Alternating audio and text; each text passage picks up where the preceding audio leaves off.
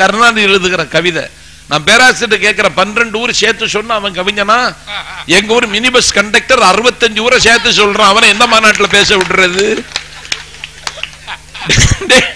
கருணாநிதியே நான் கவிஞனா ஒத்துக்கிடல, கருணாநிதிக்கு பேத்திய கவிஞனா ஒத்துக்கிட முடியுமா?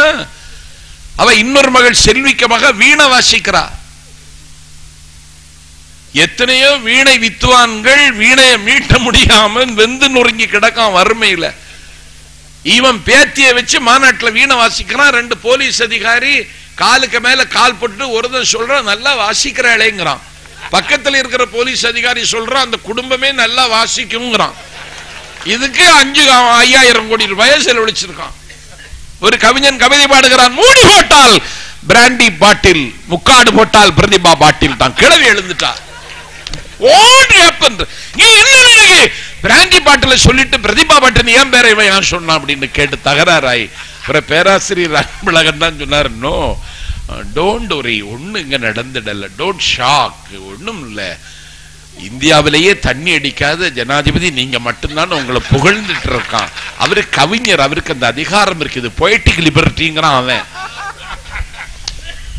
வெங்கடேஸ்வரா பல்கலைக்கழகத்திற்கு 30 லட்சம், டெல்லி ஜவஹர்லால் நேரு பல்கலைக்கழகத்திற்கு தமிழுக்கு நாற்காலி போடுவதற்கு 50 லட்சம்.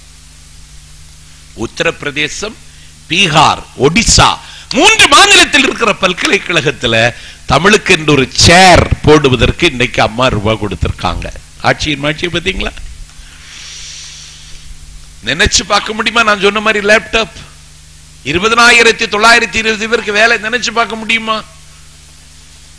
ஒவ்வொரு துறையிலும் துறை சார்ந்த நடவடிக்கைகளை இன்னைக்கு துரிதமா எடுத்துட்டு இருக்காங்களே.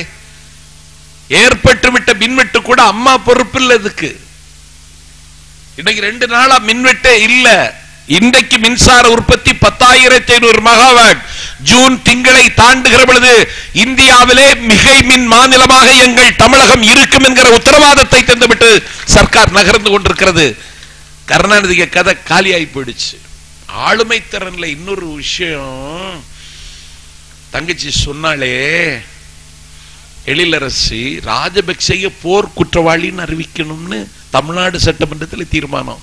கருணாநிதி டெசோங்கிறான். கருணாநிதி இந்த வீரமணின்னு வருது, அவன் இறுதி ஊர்வலத்துக்கு ஆள் கிடைக்காம சாகாம இருக்கிறவன். சுபவீரபாண்டியன் ஒரு அவன் அர்த்தராத்திரியில் சாட்சி இல்லாம பிறந்தவன்.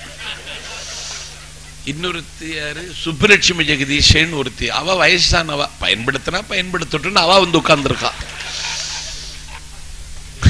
என்னடா இது, என்னடா இது?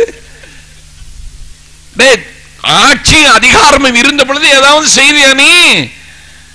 இலங்கை தமிழர்களுக்கு இன்னைக்கு இந்தியாவில் குடியுரிமை வேணும்னு அவன் கருணாநிதி சொல்றான்னு பேராசிரியர் சொன்னீங்களே. இவன் கையில ஆட்சி இருந்தது, அதிகாரம் இருந்தது, இவன் கட்டளைக்கு காத்திருந்தா சோனியா காந்தி. சோனியா காந்தி கருணாநிதியை ஃபாதர்னு கூப்பிட்டா. அவளுக்கு தெரியாது இவன் எவ்வளவு பெரிய மோசமான ஃபாதர்ங்கிற விவகாரம். இவன் பகல்லையே பாவமதிப்பு கொடுக்கிறவன். இவன் கண்காணிக்கு கட்டுப்பட்டிருந்தான். மன்மோகன் சிங் இவன் சொன்னதை கேட்டார். பிரணாப் முகர்ஜி, உனக்கு எல்லா வாய்ப்பும் இருந்த பொழுது நீ பயன்படு. தங்கச்சி அழகா சொன்னா, 2006 அம்மா 2வது முறையாக மீண்டும் முதலமைச்சராக முடிசூட்டப்பட்டிருந்தால் 1,70,000 தமிழர்கள் கொல்லப்பட்டார்கள் என்கிற ஈர செய்தி நம் காதுகளுக்கு வந்திருக்காது. இந்த ராஸ்கல் வந்ததுனால வந்தது. இவனாலதான் இவ்வளவு கேடும். இப்ப டெசோங்கிறான், சும்மா இருக்க மாட்டேங்கிறான்.